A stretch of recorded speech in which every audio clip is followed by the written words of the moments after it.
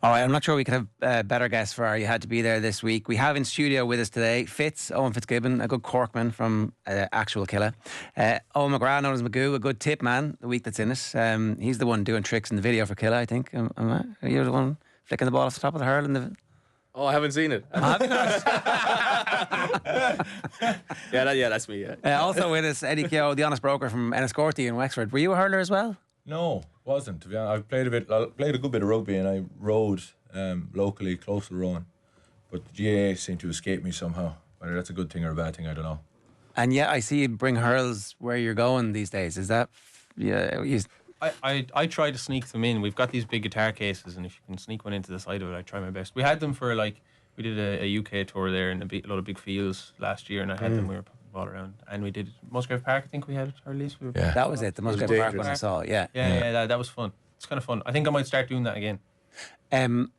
So we just need to get this out of the way very quickly. The game is on Sunday afternoon. You're in Nottingham the night before. Yes. And Galway on that night. Yes. What the hell are you going to do? We've been planning. We're planning. Look, there are many options. We've priced up helicopters. We've looked at motorbikes. We've skateboards. We have to. We're going to get a couple of Mini Coopers and have them kitted out so that we can dodge through lanes of traffic or whatever, and then we're going to get there. Actually, Mini Coopers are probably bad. It's probably not the right. We'll think about it. We'll think about it. Look, many options. We're going to have many options. Yeah. Backup plans upon backup plans. Well, I think we might be able to push the gig by a couple of minutes. And I'm sure people might be accommodating given the circumstances. Yeah. For 10 or 15 minutes. And so if it goes to extra time and penalties, you're totally fucked. Yeah. Just go live on TikTok or something. Yeah. That's where the helicopter comes in, isn't it? Yeah. Lands directly in the middle of the pitch. Get out of the way. Is the helicopter more plausible than people might think? I think it's less plausible. I think it's very plausible. Unbelievably plausible. It's not that fast. It's very fast. It's a 2-hour drive. It's 1 hour and 15 minutes in a helicopter. No, well, it's actually a Google Maps option that it would tell you. No, I did it. There's a website you can do like a quick quote, and it's like the distance from here to here. It'll take this long. Yeah, we must look into it because for the story, for the crack, it'd be so funny. And the other thing I need to ask is, are you not playing in Croker on Sunday? Like this is like the most zeitgeisty GAA song ever. Yeah, I suppose that's probably a question for the GAA. Was there ever any talks of it? Any ever hint of it? I don't. Didn't come to us anyway. Might have reached our length up the tree. We'll stick the clip out here and start calling again. This is the call to action, for sure. But it seems like a missed opportunity, doesn't it? This could be unbelievable. Yeah. I guess I'm sure the conversations when were Tip had. win, it'll be unfair to kill his play. The ascension's been ridiculous. You were talking, the summer of 2021? You boys are playing and messing around, and was it the affirmation of your housemates to tell you that you could actually do something here? Yeah, well, like that. I think that's always the correct. Like, you'd be an awful idiot if you thought that it was going to be you, But then it was literally the boys in the house. The very first thing that happened was we wrote a song called Eyes Don't Lie together, and the lads in the house were like, "You didn't write that," and immediately taking the piss, being like, "Yeah, good luck, you wrote that." And we were kind of looking at each other, being like, "Oh, right, feels like something special or something is happening." And then from there, it just snowballed. Like we were like an awful lot of people talk about, like, in any field, whether it be sport or any kind of anything mad like this, luck plays such a massive role in it. If we had tried this 10 years ago, like, banjos weren't nearly as popular as they're becoming now, and Irish traditional music is the same thing. I think it's like, people talk about, oh no, it's great, blah blah blah, and I do think the songs obviously are resonating with people, but ultimately I think right time, right place plays an awful a massive element. Part of it, definitely. So the Ascent has been amazing. We're drinking it in, as the boys would say. Yeah. So we're doing stuff daily now that last year would have been the biggest day of our lives. Yeah. Daily. Like what would be the change there? We're coming up to Dublin for 2 days to do a load of radio interviews. That, like, if we had gotten one last year, it'd be like, oh my god, this is it. Or like, we're like making plans for next year.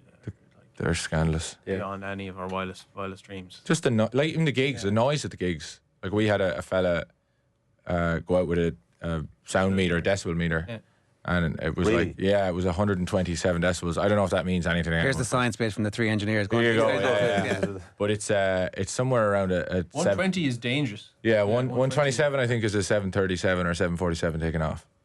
Or something. very loud. I don't know if it's that. It's from a near unsafe distance anyway. It's very loud. So you say luck starts it, but then how do you explain the decibel levels that are potentially dangerous? Like you have 70 million streams, 800,000 monthly Spotify listeners. That's certainly not luck. So what's happened? It's hard, I suppose, for yourselves to analyse it, being in it. Yeah, 100%. Like you'd go mad.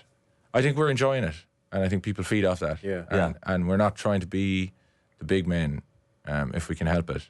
I think that anyone that we saw coming up, the more they were able to show of themselves, I felt like the more connected I was to them, and the more I kind of could understand them as people, rather than this big lad up in a high horse. And I think the Rockstar. Yeah. I think that the age of that kind of celebrity is gone, really.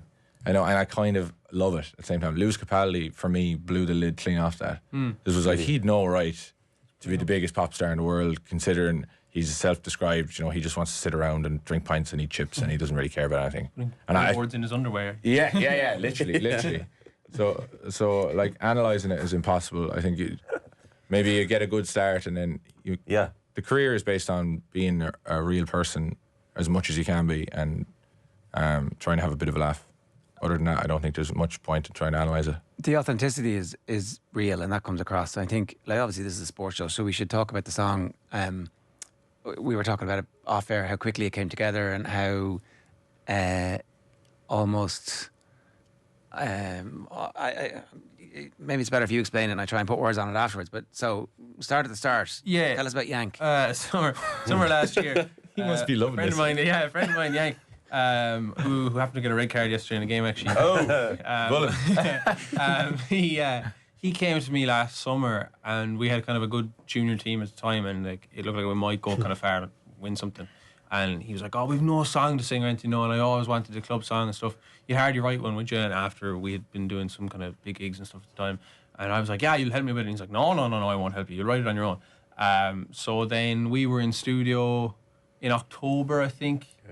And Sam Magoo was in the room doing like real moody minor key banjo stuff, and me and Eddie just ran off for 15 minutes and put together a real joyful melody of Killa. And we had like the la la la bit, and then Magoo comes running into the room and is like, what if we do Killa la? And that was then the song completed and done. And that, like, even spent 5 minutes just making a video of it, sent it to Yank and to my brother. And within maybe 2 weeks, it was doing the rounds everywhere on WhatsApp. We fired it up on TikTok as well, though. And thinking like. But it wasn't until like that was just like it was then December where we put it out as a B-side, and it didn't do a whole lot until like March. Until Paddy's Day. Paddy's weekend is what did it. Because we worked out, I was like, what's going on with this song? And then it was looking, when I was flicking through TikTok, and there was a whole load of like, get ready with me for Patrick's weekend or whatever. And someone, we could probably find out who was the first person to do it if we went back. But someone was just like, I'll try this. And then the whole thing just, and then, because I remember being like, it'll die down after Paddy's weekend.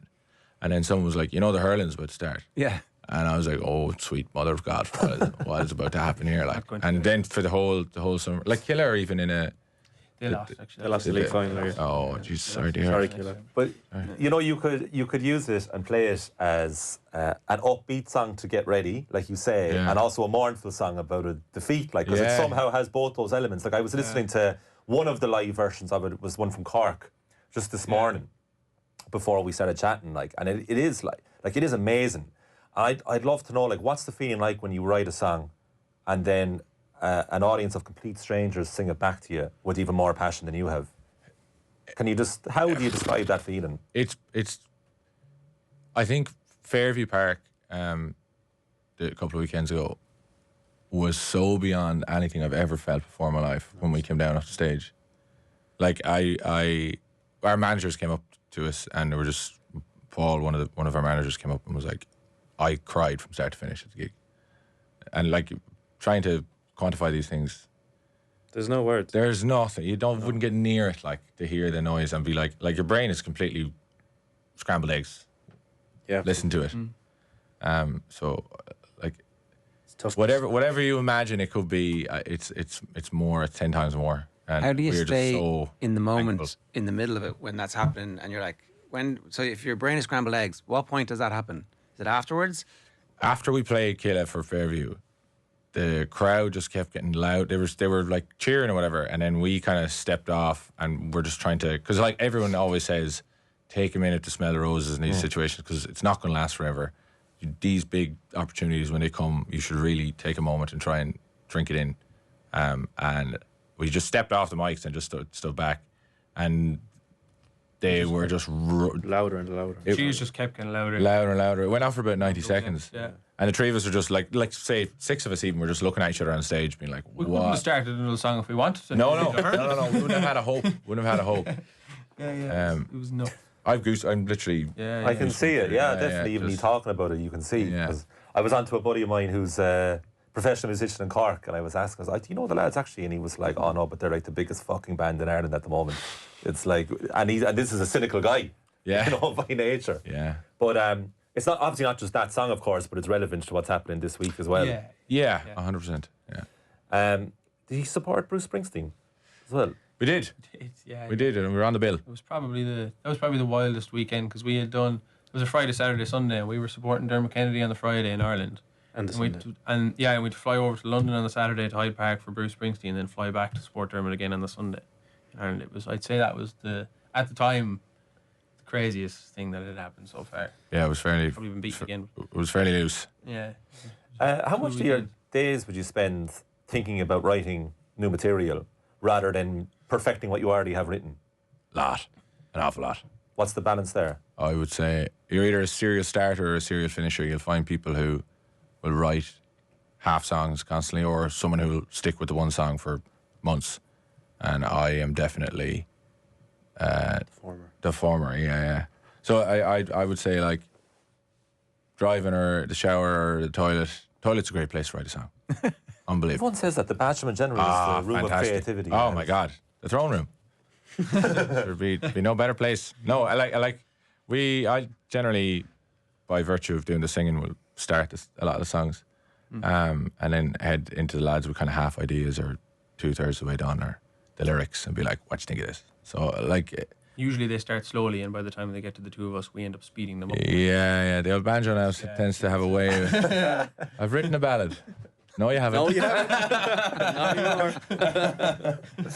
But it's different all the time, and I think making things, it's just for the crack. And if you love what you're doing and you're kind of making these things, like if you get too big into it or try to make more of it than it is, like you'll never get anywhere. I heard, I think, was it Kirk Bean or Dave Grohl once said it was like, if you set out to try and write a hit, You never will. No. Not a chance. Ever. No. It's not like a KPI to hit in a business. Yeah. No, you can't. You couldn't sit down and. Can't force it. Yeah, it's a weird one. Like, I don't know how. Like, obviously, that's part of the magic that you don't know how it works. But Surrender to the process instead of just being like, I need to write a big song. Let's do Yeah. it. Yeah. that's a great one. think Surrender trying to to- the process is a great one. Trying to fake it doesn't make it something timeless. People can smell that it's fake. 100%. Whereas 100%. a hit is timeless, and that needs to be genuine, I think. Yeah. So for me, that's probably where the difference is there somewhere. I think the line about, like, the thing about the GAs, it's your GA club is going to carry you to the grave, right? That is at the end of the song. That whole sense of, like, actually, this is a lifelong thing. That authenticity came through in that song. And I think, while obviously it's great to get ready to, that's why it's resonating with people. It's not just a Cork song. And I know if Tip win, maybe they'll sing it. Thank you. I'm sure they will. And I we will. find with the Cork fans just to piss them off. Yeah, 100%. That's the thing, because it's the title, and it's about one club, just one club. It's about But every You can club. use every. Yeah. You can just insert any name you want in to the As long as process. it scans with the chorus. You have a sporting memory each for us. Do you? Because this is technically under the guise of you had to be there, of course. You did? Yeah. Did? I'll say I had a cousin, Laura Tracy. She's played Cork Camogie for years. She won an All Ireland, or she's won many of them at this point. But I think the first one I was at was 2015. So it was cool to see a family member win an All Ireland. So I'll say that. That's pretty good. Savage. That's mine. I'm just going to say the 2010 Tip versus Kilkenny All Ireland, Oh, similar They were- decibel levels. battling back and forth for years against. Thank God we stopped them from the 5 in a row. and I'll never forget Lara Corbett scoring that hat trick against Kilkenny. I was up at the very top of the hoping stand with my mammy. It was unreal. And they came around to all the primary school. They were like royalty when they came to the primary school after. It was so cool. Like when you're that young, it means so much. So you were a hurler as well, growing up, or Yeah, I played for club now. It wasn't hectic, but what was the club? Ballina. Okay. Yeah, so up Ballina. Yeah. I'll go with the Ron O'Gara drop goal 09. I knew you'd pick it. I remember I was at home for the first half. I was at a neighbour's house, and I don't know why I didn't go in. My dad went into Rackards in Enniscorthy, and at halftime I was like, "You need to drive me in to the neighbour," and he was like, "Absolutely." So he drove me in, and I remember when the drop goal went over, every light bulb in the pub was smashed, and my teacher was actually at the back corner of the room, and she, like, I remember just the feeling and the elation, and that's such a special memory for me and my father, like, you know, and maybe, like, I know in a lot of Irish households that relationship is a bit of a mad one, like, you know, but that's such a poignant memory for me, that ball gone over. And then Rory Best gave away a penalty after that, didn't he? I don't know which one of the Welsh lads missed Stephen Jones misses the penalty. Missed the penalty at the end. But I remember I played hooker and looked up an awful lot to Rory Best. Did you? And he gave away the penalty. And I'll be honest, for the 30 or 90 seconds between the penalty being given and the ball dropping short, I was not a happy boy. But So is rugby your main sport, or is that just the main moment? yeah, I would say rugby is probably my. But yeah, How did you know he was going to pick that?